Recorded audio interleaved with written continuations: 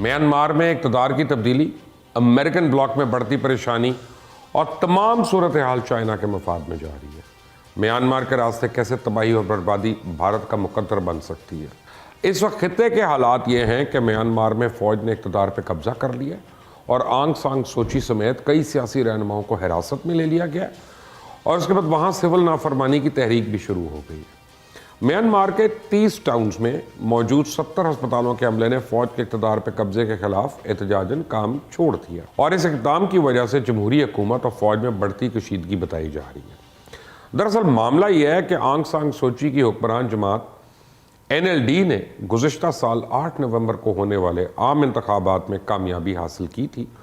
उसके बाद म्यांमार की फ़ौज की हिमायत याफ्ता जमात union solidarity and development party उसने धांधली के इल्ज़ामात लगाते हुए फ़ौज की निगरानी में नए इंतखाबात का मुतालबा किया। उसके बाद अब म्यांमार की फ़ौज ने गुज़िश्ता साल के आम इंतखाबात में बड़े पैमाने पर धांधली के इल्ज़ाम आयद करते हुए मुल्क में 1 साल के लिए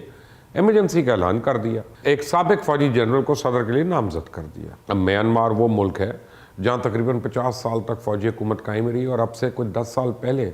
2011 में इस मुल्क ने जमहूरियत की तरफ एक सफ़र का आगाज़ शुरू किया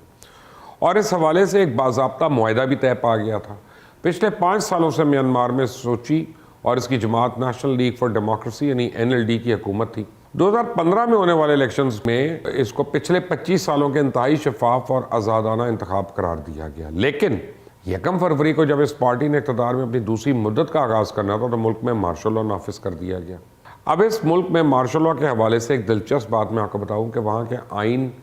में ही दरअसल मार्शल लॉ को तहफ़्फ़ुज़ हासिल है,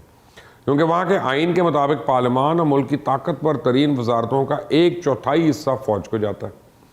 और इसकी वजह से इस वक्त हर एक को तशवीश है कि इतना कुछ मिलने के बावजूद फ़ौज ने इस वक्त क्यों इक़्तिदार पर कब्ज़ा किया और अब आगे क्या होने वाला है। ख़ास तौर पे आलमी सियासत के तनाजुर में इस तमाम पेशरफ्त को बहुत अहम करार दिया जा रहा है, क्योंकि जोग्राफिकल पॉइंट ऑफ व्यू से म्यांमार एक बहुत इंपॉर्टेंट मुल्क है और अक़वाम मुत्तहिदा ने इस हवाले से सलामती काउंसिल का हंगामी इजलास भी तलब कर लिया। अमरीका, बरतानिया, इंडिया, ऑस्ट्रेलिया, कनाडा समेत आलमी बरादरी में सख्त अल्फाज में इसकी मजम्मत कर रही हैं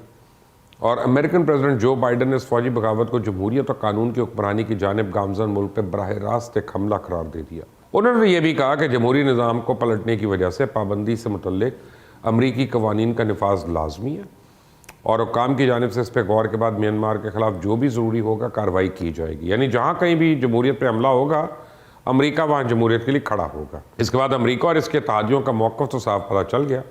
लेकिन सवाल ये कि इस तमाम पेशरफ पे सिक्योरिटी काउंसिल में चाइना और रशिया क्या मौक़िफ़ इख्तियार करेंगे, क्योंकि 2017 में जब म्यांमार की फ़ौज ने रोहिंग्या मुसलमानों के ख़िलाफ़ कार्रवाई शुरू की थी, उसके नतीजे में 7 लाख से भी ज़्यादा रोहिंग्या मुसलमान जान बचाने के लिए बांग्लादेश में पनाह लेने के लिए मजबूर हो गए। उस वक्त भी उन्हीं 2 ममालिक ने सिक्योरिटी काउंसिल के इजलास में म्यांमार का साथ दिया था। चाइना ने अभी तक हालिया फ़ौजी बगावत की मजम्मत नहीं की, अलबत्ता अपने एक बयान में दोनों फ़रीक़ैन पर बाहमी इख्तलाफात हल करने पर जोर दिया। साथ ही पाकिस्तान की तरफ से ये मौक़िफ़ इख्तियार किया गया कि पाकिस्तान ने हालात पर नज़र रखी हुई है और हम कानून की बालादस्ती चाहते हैं, तमाम स्टेक होल्डर्स अमन कायम करें और अमन से मामलात को हल करें। अब मौजूदा हालात में म्यांमार के मामलात को लेकर अमरीका को इसलिए भी परेशानी है क्योंकि म्यांमार की सरहद एक जानिब चाइना के साथ लगती है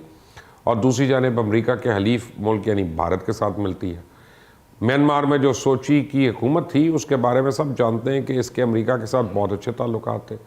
अमरीका का असर रसूख हो रहा था, उसकी वजह से उनके ताल्लुकात भारत के साथ बहुत बेहतर हो गए थे। लेकिन अब जो तब्दीली आई है इस पर अमरीका और भारत को दरअसल डर ये है कि इन फौजी हुक्मरानों के चाइना के साथ बड़े अच्छे ताल्लुकात हैं और चाइना ने म्यांमार में बहुत इन्वेस्टमेंट भी की हुई है। गुज़िश्ता साल जब चाइना और भारत के दरमियान कशीदगी शुरू हुई थी तो वो अभी तक बरकरार है, बल्कि हालात तो दिन ब दिन मज़ीद कशीदा हो रहे हैं और अगर यही मामलात ऐसे ही चलते रहते हैं तो खित्ते में मौजूद 3 ममालिक का किरदार आने वाले दिनों में बहुत अहम होगा। वो ममालिक है बांग्लादेश, भूटान और म्यांमार। किसी भी जंग की सूरत में ये ममालिक इस जंग से बराह रास्त मुतासर होंगे। बांग्लादेश के बारे में मैं आपको बताऊं कि बांग्लादेश ने चाइना के साथ एक डिफेंस पैक्ट कर लिया। बांग्लादेश और भारत के दरमियान आने वाली दूरियों की वजह भी यही मुआहदे। अगर आप चाइना की असले की सप्लाई की साउथ एशिया की लिस्ट उठा के देखें तो चाइना सबसे ज़्यादा असला बांग्लादेश को सप्लाई करता है और चंद हफ्ते पहले जो सुकम में झड़पें हुई थी वो इलाका भूटान और नेपाल के एन बीच है वाक़। वहाँ पे चाइना ने भारत को जो मज़ा चखाया था वो हमने देखा اور اب جو معاملہ ہے म्यांमार کا، تو اس بارے میں آپ کو بتاؤں کہ جب سے چائنا اور بھارت میں کشیدگی شروع ہوئی ہے، بھارتی حکام نے म्यांमाر کے بڑے دورے بھی کیے تھے، یہاں تک کہ انڈیا کے سیکرٹری خارجہ اور آرمی چیف ایک ساتھ म्यांमाر کے دورے پہ گئے تاکہ وہ म्यांमार کے ساتھ اپنے تعلقات کو مضبوط کر سکے، کیونکہ म्यांमाر بنگلہ دیش اور بھوٹان کے زمینی راستے بھارت کے ان 7 صوبوں کے ساتھ ملے ہوئے ہیں، جہاں اگر سلی گوڑی کے 22 میل کے علاقے کو چائنا اگر بھارت سے کاٹ دیتا ہے اور اس کی چکن نیک پہ قبضہ کر لیتا ہے، تو ان 7 صوبوں میں کئی صوبے اپنی آزادی کا اعلان کر دیں گے۔ یعنی اگر چائنا چاہے تو اب اس کے لیے کوئی بھی چیز مشکل نہیں، کیونکہ بہت آسانی کے ساتھ بھارت کے ٹکڑے ٹکڑے کر سکتا ہے، اور اگر کہیں ان صوبوں نے آزادی کے بعد چائنا کے ساتھ فوجی علاقہ معاہدہ کر لیا تو پھر یہ مودی کی موت ہوگی۔ اور اس وقت تو بھارت ہر طرف سے گھرا ہوا ہے، خاص طور म्यांमार میں اب جو صورتحال ہے وہ مکمل طور پہ چائنا کے ہاتھ میں۔ یہی وجہ ہے کہ امریکہ اور بھارت سمیت تمام وہ بڑے ممالک جو کہ چائنا کے خلاف ہے، وہ اس معاملے پہ اکٹھے ہوئے ہیں تاکہ म्यांमार میں چائنا کا بڑھتا ہوا اثر و رسوخ روک کر بھارت کو مضبوط کیا جائے، म्यांमार نے اپنی مرضی کی حکومت بحال کروائی جائے۔ لیکن ہم جانتے ہیں کہ چائنا کو عام ملک تو ہے نہیں، وہ کبھی ایسا ہونے نہیں دے گا، اس لیے یہ حالات کسی وقت بھی مزید خراب ہو سکتے ہیں۔ म्यांमार میں تبدیلی کے بعد بھارت کا نیا نقشہ کیا ہوگا یہ کہنا تو ابھی ممکن نہیں ہے، لیکن اب تباہی اور بربادی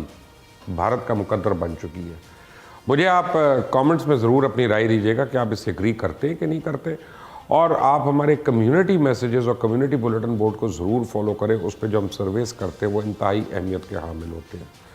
اگر آپ اس چینل کو سبسکرائب کریں گے اور بیل آئیکن کو پریس کریں گے تو ہم آپ کا شکریہ ادا کر سکتے ہیں اس کے لیے۔ Thank you very much.